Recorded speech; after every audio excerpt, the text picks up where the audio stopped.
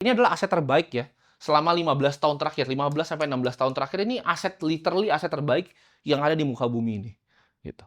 Gue cuman kasih 2, kita nggak usah ribet-ribet lah solusinya. Karena kita anak muda ya, kalau gue masukin properti di sini kalian nggak bisa beli juga. Yang kalian bisa beli paling 2 ya, emas 1. 5.000 tahun tuh nggak pernah jadi nol ya. Tidak bisa dicetak oleh pemerintah, volatilitas rendah ya.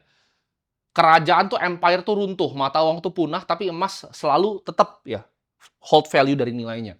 Berbeda dengan rupiah yang bisa diterbitkan ibaratnya kapan aja, bisa diintervensi kapan aja, kita harus fokus kepada kebijakan-kebijakan orang yang kita nggak ngerti pikirannya seperti apa. Dan ibaratnya Bitcoin, kalau ini favorit gue pribadi ya, aset digital yang punya properti yang mirip seperti emas ya. Karena kenapa? Supply-nya cap di 21 juta ya.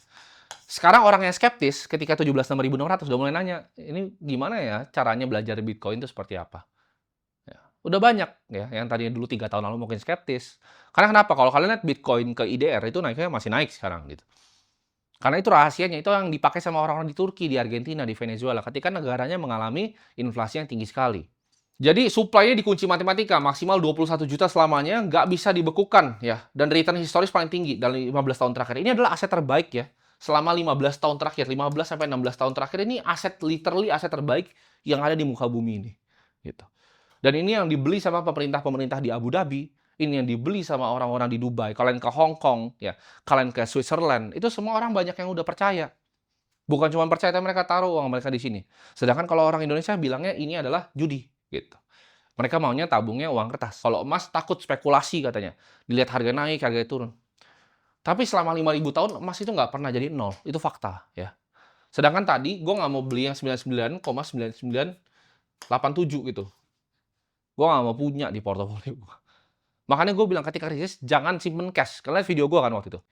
Dan gue pengen generasi-generasi muda ini bisa melek sama teknologi, melek sama dunia keuangan, melek sama dunia ya. Jadi nggak jadi orang yang cuman ibaratnya dengar kanan kiri, cuma dapat ilmu dari ibarat orang tua yang seadanya.